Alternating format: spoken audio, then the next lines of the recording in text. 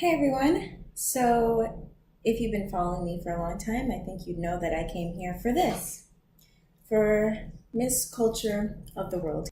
And, it's supposed to be taking place here in Manila, Philippines, August 16th to 21st, which is what I was told. It's August 10th and here in Manila, and, you know, I'm a little shocked, I'm shaken up, and I just wanted to do this video to explain what's going on here. And I feel like I really need to do this. I need to get the news out there right now so I can get over it and try to make the most of my time here. The situation is that on March 10th, I was invited by Virro Productions, run by Cabillan, or sometimes he goes on Facebook as Vermont Nunez Rosa. The offer I was given to come out here was that I would be Miss Culture of the World Canada, and they would, for full pageant week, I would be provided accommodation, transportation, and all my meals while I'm here. And, doing all of these amazing things, have a full schedule for me. And now I just have a full week of that's like gone. I've been doing pageants for 6 consecutive years now. I've been a title holder every year.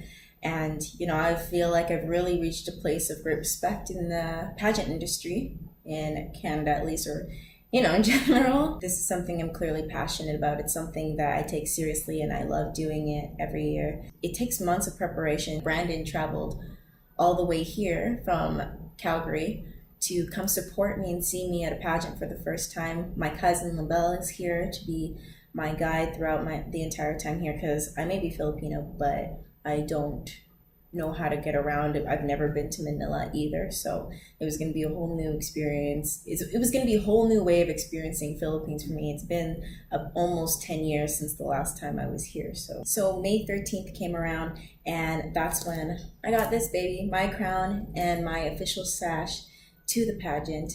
May 17th comes around, and that's when my national director, Cabillan, I'm going to refer to him as Virro Productions from now on so it's easier. Quote, let me just quote right here. He says, "Mercy, the pageant in the Philippines is on August 15th to the 21st. And I was like, really? Is that the final date? When should I book the tickets? And he says, by August 13th, you will arrive on the 15th. It's up to you, because at the end of the day, I'm the one who's going to be paying for the ticket." May 17th, I said, okay, I'm going to get to booking flights. I said, will they change the date again, or is it finalized for August? Changing flights would cost too much. And then he says, it's final. Again, this is on May 17th. I obviously want to strive for better, so might as well get coaching if I'm going to be here anyway. So I wanted to arrive 2 weeks before the pageant, get coaching, organize with a designer to get 2 dresses, one for my national costume and one for my main evening gown, because I already have one, June 2nd. The confirmed dates are the 16th to 21st August. And the itineraries and of activities during the events will be given to you, I believe, 2 weeks before the pageant, which is cool because I was going to be here 2 weeks before the pageant. June 4th, I message, when will we have the address of the hotel? For the longest time, I still don't even know. It doesn't matter now, as you guys will find out, but dates are final. So I was kind of worried because they didn't even give me a pageant guidebook. Pageant guidebooks are important because then you get to know what this organization feels, what they really value, what their platform is, and what they really want every contestant to take away, and what kind of message they want us to share. So I know that it was called Miss Culture of the World. I didn't know what else was their company motto because there's not much you can find about them. And I just really trusted my director to have my back. Every pageant person that is sent overseas, they expect their national director to have their back and relay that information. So I wanted to message the organizers directly. I did that in about, I believe, June 26th, and I never really got answers from them at all. And then when I let my national director, Virro Productions, know that I was messaging them for answers and I still haven't gotten a response, then he immediately got mad at me and was like, "Oh, why are you messaging them? You're gonna get in trouble, that's bad," and all this stuff. Don't talk to them, only talk to me. That's what he was saying. So I was like, okay, I don't want to step on any toes. I'm only gonna talk to you. I'm gonna trust you. That's your job anyway. So July 26th comes around. I ask any updates, and then he says the same. There's no changes. The date is still the same. On July 26th, he says the date is still the same. And I say, okay, I'm just waiting for a schedule or a hotel name. I'll check in next week. And I say, one more week until I leave. So I make my way here from Calgary to Manila on August 1st is when I leave, and I get here August 2nd in Manila time. And then August 5th on Sunday, like here, Manila time, I get a message saying, hey, the dates are in October now. What? What do you mean? Like, I'm here. I prepared since May, so that's like 3 months. I've been preparing strictly for this. I was about to even purchase a $900 dress, so that means, like, you know that I was taking this seriously.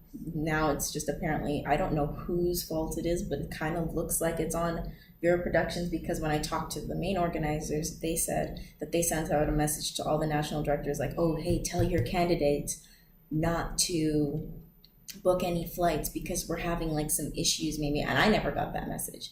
Like, I have all the messages on my phone on a Facebook Messenger, and I got no messages saying don't book a flight because there's problems. It said, yeah, things are okay, things are perfect. And the screenshot that I saw from Virro Productions to the main organizers here was along the lines of like, oh, hey, confirm the dates, confirm the dates. So I'm like, wait, so did you not know if the dates were confirmed yet or something? You've been telling me for the longest time, like at least a month. And now I'm here in the Philippines. The same with Brandon and my cousin, LaBelle. They're all here, like, for this pageant until the 23rd of August. And I'm just like, wow, we're spending 3 weeks here. They're losing time off of school, off of work. And my mom, like, put so much work to bring me here and to organize all this so that, you know, we could have a proper time to prepare for this. Put so much time in something that you care about, and it doesn't matter at the end of the day. The first thing that Virro Productions wanted was for me to sue the organizers of the pageant, but it sounds like they told him, like, hey, don't book the flights, there's issues going on. He never communicated that to me in time, especially like before August. So I think this might have been negligence on his part, or is it negligence on the organizer's part? I have no idea. And it's hard because obviously now it's going to be hard for me to trust to go to a pageant overseas. I don't know what to do. And, you know, I want them to take responsibility. It's a lot of time I won't get back. That's a lot of time that the people, my loved ones, won't get back. Very lucky that this pageant is taking place in the Philippines, because at least I have family here, and at least I've been here before, so it's not complete culture shock. And, you know, there's people here to help me. There's people here to support me. So I really thank my mother for supporting me on this journey. You know, I could never do any of these things without her.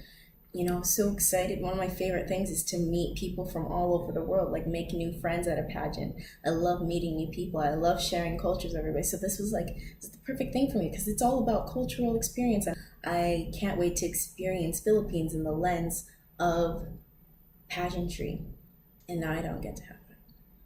The first video that I put out there, and the first video in Philippines that I put out, that was not what I was expecting. I did a few filming the first few days, and then after, when I received these news, it's been about like 5 days since this is the 5th day since I received that news. And you know, it's been really hard for me to actually like be on social media or put out content or film things or anything, because I'm honestly I'm really sad. I did cry a lot the first day, and I hope this never happens again. And that, like, really out there, if you're a pageant director, you should really be on it.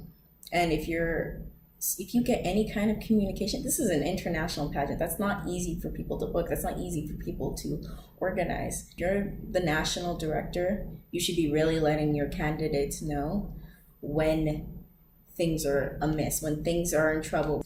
And you do it in a prompt time, because there's people that are already booking their flights, or what if they're already there and then now they're like the same position that I am, where I'm like, oh, well, now what do I do? You know, they almost had this pageant in Indonesia or anything like that. I don't know those places. It would have been terrible for me, because it would really feel like a lost dog to have your national director turn on you all of a sudden and say it's your fault. Because what he was saying was like, oh, I didn't tell you to book the flight. I didn't tell you to do all this stuff. Like, he's just started getting mad at me because I let him know that, hey, national organizers are saying, we told your national director to tell you not to book the flight. And then my national director did not tell me to do that. So there is a Mr. Canada candidate, and he actually was going to book a flight over here. And, you know, luckily he got the message in time. I told him, like, hey, did you get this message? And he was like, no, I did not. So, you know, we both would have been here, deer lost in headlights kind of thing. But that's not fair. That's really not fair. That's all I think, is that people need to be fair. People need to make it right. And, you know, I'm going to try my best to have a great time here. Thanks, everyone.